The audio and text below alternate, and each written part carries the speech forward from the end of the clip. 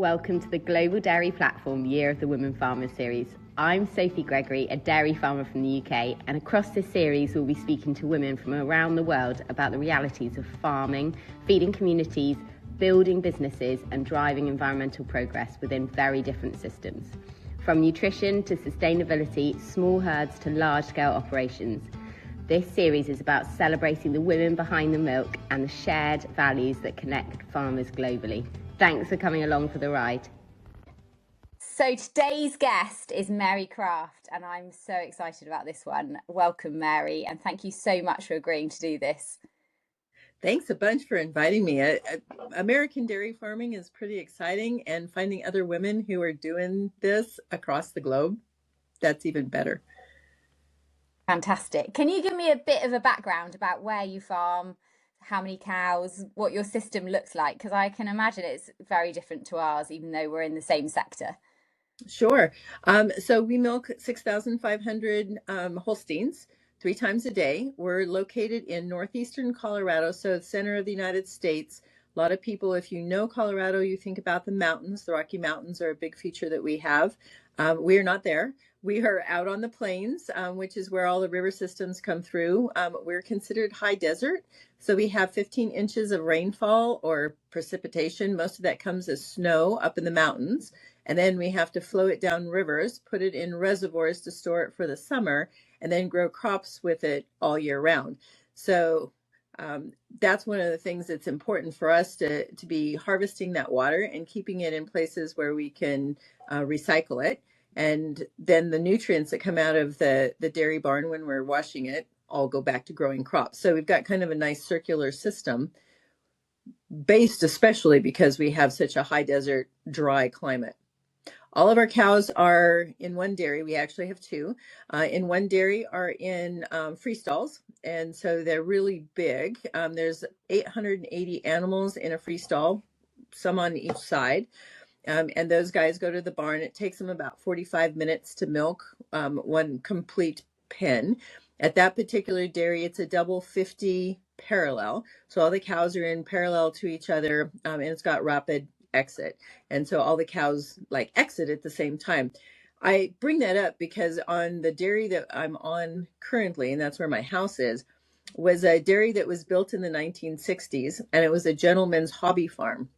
And they had 3 stalls on either side. And when we bought the place, it had already sort of had all of its useful life.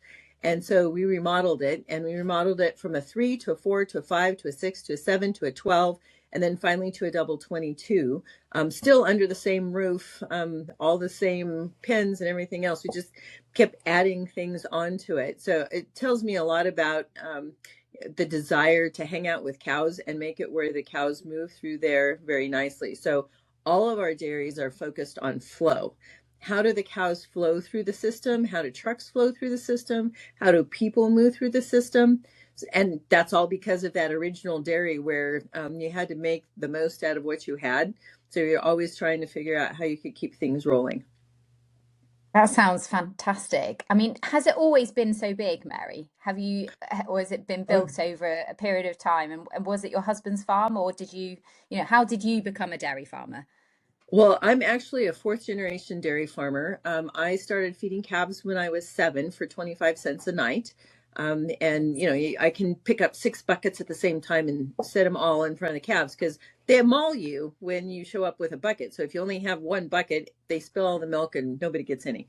So you learned how to do that. Then I had my own milking shift from 1 a.m. until 6 a.m. every day before school, starting at age 11. And so when I got college age, I'm like, I'm out of here. This is the last place on earth I want to spend any more time. So I went to Colorado State University to study dairy sciences and other things. And I thought, I don't want to do dairy science. That's definitely not what I want to do. So I did technical journalism. But more importantly, I joined the polo club thinking that there would be rich men with horses because you should find the kind of fish that has from the pond that you're fishing in, right? And so pick your guy. Anyway, I think I found the same thing. My husband actually grew up in the Republic of South Africa, and he went over there as a year-old baby with his parents who went there as missionaries. And so his whole life was spent with kind of subsistence farming, six little Jersey cows that they sold milk from. That's one of the ways that the family stayed alive, because if you've been in a church family, there isn't any money. And so that was their big methodology for staying alive. And because his mother loved the cows so much, when he came to the United States to go to college, that's where he got a job, was doing a dairy, and he chose dairy sciences. And so he loves cows. I love him.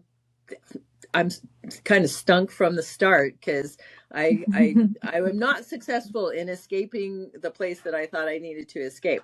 But what it did allow us to do is we built our own dairy. So when we got together, we were on my parents' dairy, and at that dairy we had 600 cows, but there were three of us, and the economics weren't looking very good, as well as there was an airport that was getting ready to be built just on the other side of us. And so they wanted to put a major thoroughfare, a major road through, and that was going to create problems. So we said, we'll break off and go someplace else. So we did, and we started with 120 cows. So all of the growth from the 120 cows, all the way to 6,500, was all growth from internal. And so learning how to do management systems, how to do employee development, how to figure out protocols, because it's one thing to do the farming when it's you doing the farming. You have some quality control, pretty good communication if it's all happening in your head. When you move to other people being in your farmstead, you have to work really hard to help them make the same decisions you would make if only you could be in all those places. And the bigger you get, the less likely I am to be on the calf crew and the breeding crew and the milking crew and the feeding crew all in the same day. So you had to build the system so that everybody could understand their role, and then, some metrics for us to put things together. It's pretty amazing, isn't it? That system, I hear it time and time again from, it's that step, isn't it? From milking your own cow, just being able to be in control of your own cows, to then trusting someone else with it. And that just happens even from 100 cows to 200 cows, I think. But as you grow, and often it's quite a rapid growth, isn't it? The first chunk is normally quite slow, and then it just seems to be at that sort of rate. So those systems have to be so well in line, don't they, to be able to work properly. When you started dairy farming, back when you were, you think you said 11, you were doing shifts 1 till 6 in the morning. Was it normal for a girl to be, out there doing the cows? Was that a normal thing over in America at that time? Because I think in England that would have been a bit of a shock, to be honest. Yeah, I think my dad figured out very quickly that the women do a lot of things that are finesseful, because I wasn't big enough to use brute strength. I couldn't pick up a cow and make her move in there. So he had hired a number of high school young ladies that were there. So, there were three of us on a crew, so I wasn't there by myself. But it made it where you had you thought about the system and how did you make it flow, instead of just, you could just shove something in there, or you could winch something along where you wanted it. You had to look at what was the cow seeing when she walked into the barn, or you had some sort of a wrestling match trying to get the cow in because she could see a shadow on the floor or something like that. So you got very attuned to how did you grease the system, rather than the system like just throwing you a curveball where you can't get the cows in, you couldn't get anything to happen. And so I think the women were very good about that. And my dad believed, this is an interesting thing, and my dad really believed in that women could do a lot of things, but also at the same time, when it got pushed to shove to what happened with the dairy, my brothers got everything. I didn't get anything. And so it's like, and maybe that's one of the reasons that we moved where we did. We did kind of the expansion. We thought about things because I really wanted to showcase that women can do this stuff. And you don't have to be, I think in the old days, you probably did have to be pretty big and strong, because you had to pick up some really big stuff. But we've figured out things, even in our maternity. we have a big yard cart, like you would do leaves out in your yard. And instead of picking up the calf and having to take it someplace, you scoop the calf into the yard cart. And it's got huge wheels, so you can kind of go four-wheeling with it. And it works really nice. So even the smallest of us can easily put a calf in there and move it around. So just some of those devices have really come a long way. And I think that's really helped women be able to do a lot more of the stuff. When I think about what I do on the dairy, I think I'm more of a greaser. My job is to make everything slick. So when we're doing something, you have the protocol, you have the right alleyways for you to move cows. The gates are hung the right direction. There's not a big hole that the cows won't go in. We looked at lighting. So when the cows are coming into the barn, it's well lit, just things like that. And I think being a woman that couldn't shove things, it helped because I had to look at things a little differently. Absolutely. And I want to pick back to that your brothers were left the farm, because I really believe some of the greatest stories in our sector come from that adversity piece, where it's a challenge to start, because I think it drives you. Me and my husband Tom also have a family farm. He has a family farm, but we were told we weren't allowed to rent it, and they rented it to someone else, which I think drove us even harder to prove everyone else wrong, I think. And I don't think there's anything wrong in that, because it does put a fire in your belly, definitely. I'm not from a dairy background, so I actually just fell in love with the cows. I'm an animal person, and I think I try and employ people who love cows, first of all. That's like my highest employment thing, because I think you can teach people, like you're saying, teach people the skills, but if they love cows in the first place, it's a good sort of breeze block for the rest of it. What does your day look like then, Mary? You touched on it a bit, that you're the grease. I know you do a bit of stuff off farm as well, which is really important. But what does when you're on the farm, what does your day look like? So again, this is because of the size. You get where you can kind of specialize in what you're doing. When you're a smaller dairy farmer, you do it all. And I did a lot of things with a kid in a backpack on the front and a kid in the back in a front pack, and hauling buckets of grain all at the same time.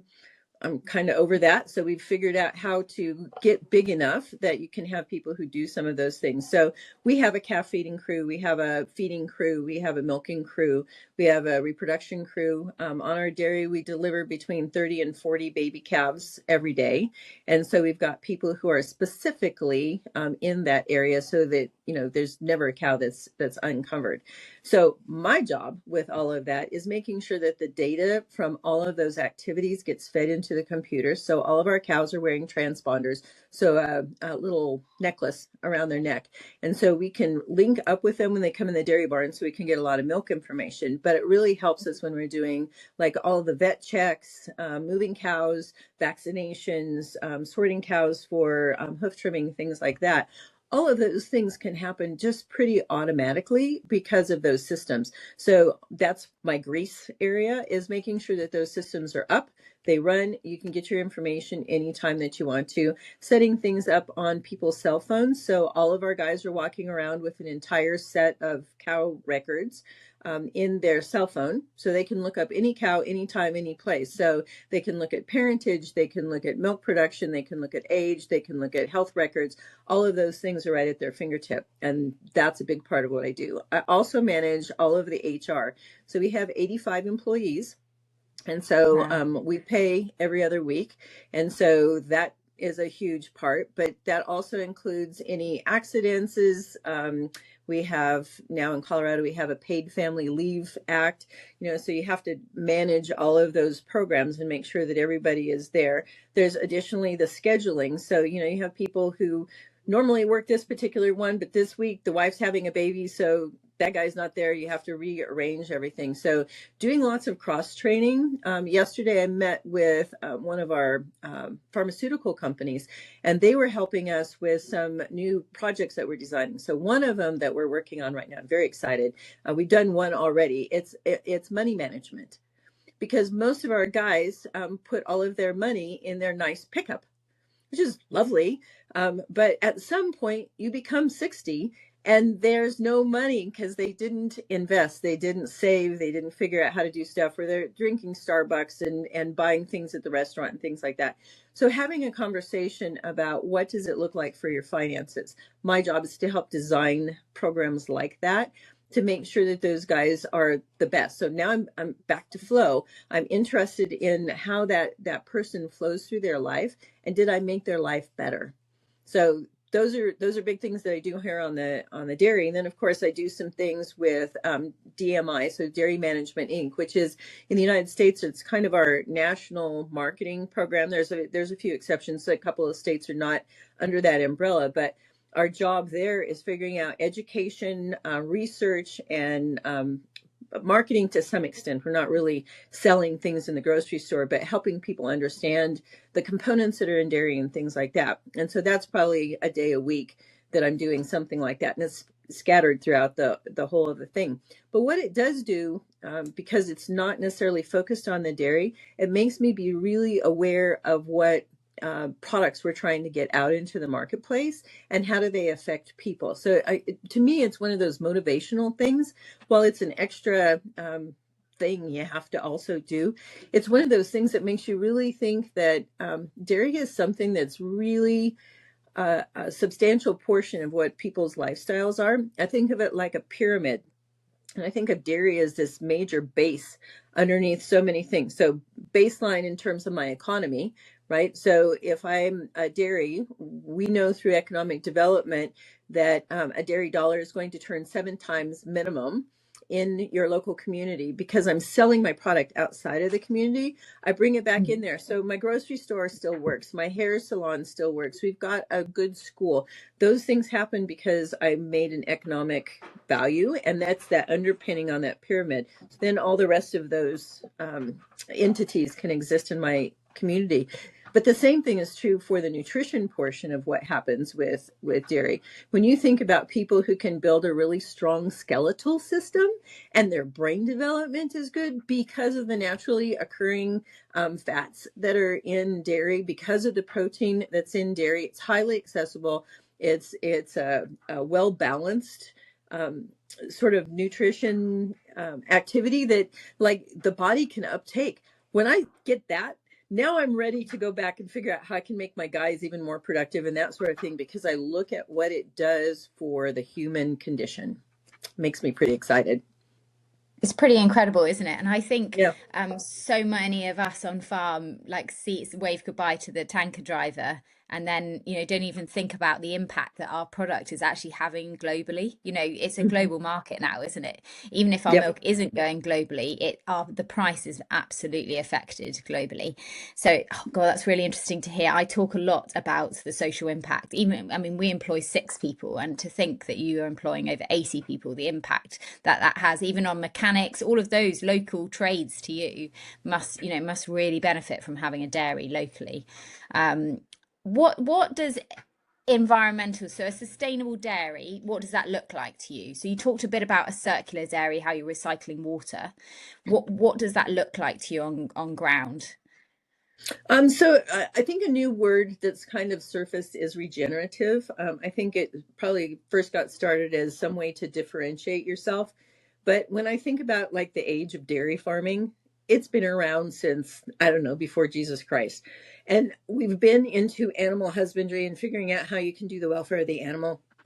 And you're looking at how you can do the welfare of your people, because if the people aren't there, you can't take care of the animal, and you've got to take care of your local community. So to me, sustainability is all of those parts and making all of them play well together. Of course, we do a lot of farming as well, because not only are you making milk, you're also making the other end product, and so that oftentimes is thought of as a waste product. It's absolutely and mandatorily a nutritive product.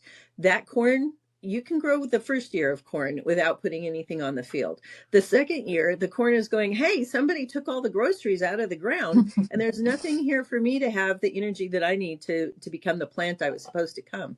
And that's where dairy really plays a role in that. And we talked a little bit earlier about what the water is. So we're harnessing all of those nutrients wherever we can, whenever we can, and we put them back into the land. So it makes us this circular program where the feed that I'm growing goes into my cow. The cow makes milk. It goes to market. I have water that I can use to clean, and then I can use it to grow a crop, and then the crop comes back in and the cow eats it. And so in my little community, both that I'm buying some of those products from my local farmers, and then we grow it ourselves. So we're using the natural amendments for the soil. That's pretty valuable. Yeah, it's I think it's trying to get that across to the consumer, isn't it, as well? Because Mm-hmm. I think most consumers, just don't think beyond the glass of milk they're drinking. Mary, what would be your biggest challenge at the moment on farm? Like, what is the biggest challenge? Well, on farm and also within the industry, what's the biggest challenge? For us this year, the biggest challenge is going to be growing a crop. In Colorado, we didn't get much of a snowfall. And so we are dependent upon the water that comes there. Colorado is the only state, I think Hawaii is the other one, in the United States that all of our water flows out of the state. So we don't have any other water that are coming in from some other mountain area or something like that. And we certainly don't have the rainfall that's going to be needed to grow a crop. So I think that's going to be the big challenge for us for this year is coming up with a crop. And you can get in the United States, we can have some crop insurances and some things that you can do there, but it still didn't put milk in the tank, right? I still have all the bills to pay. So if I just end up with a smaller amount of feed, the little bit of insurance money that I have doesn't replace what the cow needed to have for her own nutrients. And I've got to sustain the pregnancy on the cow. I've got to sustain her overall body health and condition. I've got to make sure she's around for the next time. So this is not a one and done sort of a thing like disposable cow is. I'm looking at, I've got several 14th lactation cows. And that Wow. means that they had to have really good nutrition, really good care all the way through in order for them to sustain that. And like good food. That's the whole thing. Amazing. And what do you think within our industry at the moment? I mean, over here we've just been in a period of low milk price, and I'm assuming you guys Mhm. have too. From what I've seen on the futures, it seems that we're not quite out of it yet. But is that a challenge at the moment in the industry? Is there too much milk really in America, or? It's always a challenge, whatever the price structure is. And it seems like whenever you price whatever the milk is, the commodities sort of know that, and they seem to like come right to it. Um, it just becomes very difficult to be in this industry, but that's why the longevity of what we're doing is so important. Is that you have to be doing this for a number of years because you have some highs and you have some lows, and trying to figure out how to weather those. And at some point, there are people who go, look, economically or physically, I can't continue doing what I'm doing. I think that's always a sad day because you enjoy so much hanging out with the cows. I love the people that we get to work with, both the farmers, the veterinarians, like we've got this whole support industry that are doing amazing things for us. But a lot of the economics for the processing and everything else are completely dependent on whether the farm survives or not, right? If you have no ingredient to go into the plant, it doesn't matter that you have a great plant and you have people who want to work there. It's that there's nothing to process. I think that one of our biggest issues is in the United States is labor. So we're always looking for, how do we have that good, solid base of people who can do things, and water. Those are the big ones for us. Fantastic, Mary. And I think that's fascinating about the water and where you are with Colorado. I would have never have known that before meeting you. Dairy farming happens across the world, as we know, in every part, and it's sometimes the pillar of communities. What do you think that we share with all dairy farmers, apart from milking them? What is it that we share across the world? But also, what thing is that your country does so well in dairy farming? I think all of us are totally into cows and the stewardship that it brings. Certainly, there's an economic value that's there, but there's also a legacy thing where you're taking care of what generations built, and for this industry, it takes a great deal of cash, And that means oftentimes you're building it on generations from before. And I appreciate that, whether it's education and things that you got. While I didn't inherit a lot from my family in terms of money, what I did inherit from them is a lot of understanding about what needed to happen on the dairy, when it needed to happen, who was going to make it happen, coming up with systems and those sorts of things. So all of those things are part of what makes the dairy industry move forward. What does America do great in dairy Oh, farming? You know, what sets them apart, you know, in terms of dairy as a country? I mean, I know you guys have scale, and that is something yeah. I came 2 years ago. I had an incredible Mm, trip, and I'd never seen expansion like it. Your land mass and your ability to expand and produce milk in an efficient way, but also your ability to open your gates to the public really, mm. really surprised me. There were so many farms with tours around farms, you know, connecting closely, which we don't do that much of in the UK. I think there's a bunch of things that are happening for us in terms of the dairy. I think, as you said, that's a big one. We have a number of peer groups, and so we use that as methodology for not not getting better than the other guy, but somebody has got a really great idea. So we believe in R&D. Most people know what R&D is, right? Research and Yeah. development. I don't consider it that way. I consider it rob and duplicate. If you find somebody who's doing something spectacular, you're going to have to modify it a little bit when you bring it home. But I think that's important. So those peer groups are good because you have a think tank of friends that know intimately what goes on in a facility.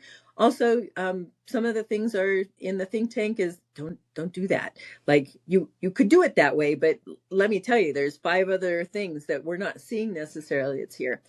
I think a big structure that we have in the United States, and I think almost the world over, is there's oftentimes some sort of a cooperative segment that is figuring out how we can do more together than we could do by ourselves. And in the case of me, we belong to Dairy Farmers of America, and our cooperative helps us do things. So my brother lives about 80 miles from me. He's near a city center, so he has the opportunity to send most of his milk goes to fluid. So fluid pricing is better than where I am. I'm 3 miles from a cheese plant. So the pricing for cheese is we have a class system. So cheese is going to be class 3, class 4. And so it prices down here. And so to beat my brother to the market, I would happily drive my milk 80 miles, which makes no sense for any human because the milk isn't more nutritious for having gone on a truck ride, right? And certainly Mm. didn't make more profitability or sustainability because you want to keep all of us in business. It's not going to do any good there. So what the co-op does is they're able to sell the market wherever the milk actually is. So if my milk is in Fort Morgan, Colorado, and I'm 3 miles from the cheese plant, mine goes there so that we're not transporting it a long way. So it makes it the most efficient for what the cooperative is doing. And I think because of that mentality, the dairy industry is really good at co-oping together and figuring out where they can band together, whether it's legislatively, whether it's in the marketplace, whether it's how you educate people. We do a lot of things with the university that's here, and we do that in a co-joined group rather than everybody develops their own thing and that costs you money and the other guy had to redevelop it and that costs them money. We just try and float all boats higher. And I think the cooperative system is a huge component for how dairy farmers stay alive. I've worked a lot with the beef sector, and the beef sector does not do that. I don't know if that's worldwide, but certainly in the United States, the beef sector is all very independent. And when you talk to the dairy people, they're thoughtful. If you go to a dairy farmer and you throw out an idea, they're like, here, let me show you how to do this. And I wouldn't do this, this, and this. And if you went and said the same thing to somebody who's in a completely different industry, they might let you go ahead and like waste your money doing that thing and be totally okay with it. Dairy farmers have a different sense of responsibility to each other, and I appreciate that a lot. Absolutely, Mary. And I think it's the same. I think that's something we share across the world. I think that collaboration and cooperation is just massive. We supply a co-op as well, and I'm a big believer in it being the best way that you can sell your milk without selling it direct. I do think dairy farmers are very open. I think it's because we're not competing, because I find that sort of we're not competing against each other for a market as such, are we? Because we're supplying our individual milk buyers and they are selling our milk. So I think it gives us an amazing way of being able to, yeah, collaborate with each other without it being, you know, you're able to sell, you're not able to sell, and it puts us in a really good position. But I also think as people we're quite open-minded, and you have to be able to keep your business going. I think nowadays it's a very, you know, we have these ups and downs, don't we? And they will continue into the future. It has been fascinating talking to you. I've got some quick fire questions for you. Is that okay, Mary? Sure. Can you finish this sentence for me? Milk matters because. Oh, it builds beautiful bodies. Fantastic. One thing you wish everyone understood about dairy is. It builds beautiful bodies. I feel like I feel like you could have that as a tagline, but Yeah. underneath a milk carton. Yeah. Your proudest moment on the farm is. Oh, when you see the genetics that we have worked so hard to build, and you see the new baby being born and the possibilities of what the animal brings into your herd, and watching your people go out and like so happily helping the baby like come into the world and stuff, like I feel like we win. The baby got her thing, the mom got her thing, the employee was in a good place, that everybody was safe. It's beautiful. I totally agree. Totally agree. We block calve, so we calve in 6 weeks and 6 weeks, and that period, although it's very intense, it is probably the most exciting, and it's what sort of makes us all tick. I think by week 6 we are all exhausted, but Yeah. we are all excited about the next block. It's funny how it goes. One thing you want to change for women in dairy in the future, what would it look like, a change for you for women in dairy across the world? You know, what would you change? It would be more women that are empowered, more women who are able to run their own businesses. We are in a patriarchal society, but I think recognizing that, I think of this like horses pulling a wagon. If you have two horses pulling along, the load's pretty light for everybody. If you only have one horse pulling and the other one is kind of like shoved in the back and not really being a helpmate, what a shame. And so when I look at women who can do stuff, having everybody pulling in the same direction at the same time, it seems like the right thing to do. And I would hope that more women get into leadership positions, more women participate, especially in our marketing organizations and in our cooperatives and that sort of thing. Step up and be heard. I think as a little girl, the comment I got from my uncle is little girls are to be seen and not heard.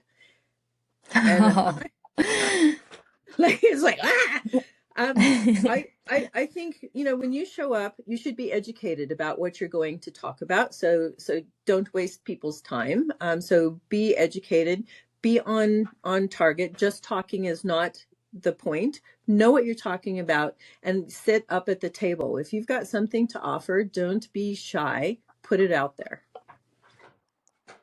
Fantastic, Mary. You've got such an inspiring story, and I think our audience are going to be really excited to hear about how you Yeah. farm in Colorado with your husband and your 6,500 cows. When this comes out, it'll be World Milk Day, so Oh, I'm good. really excited about that. It will be a really good opportunity for people around the world to get an insight into a different type of farming system than they're used to. So thank you so much for for coming on and starting us off. This is our first one. Lovely. I'm so happy to be your guinea pig.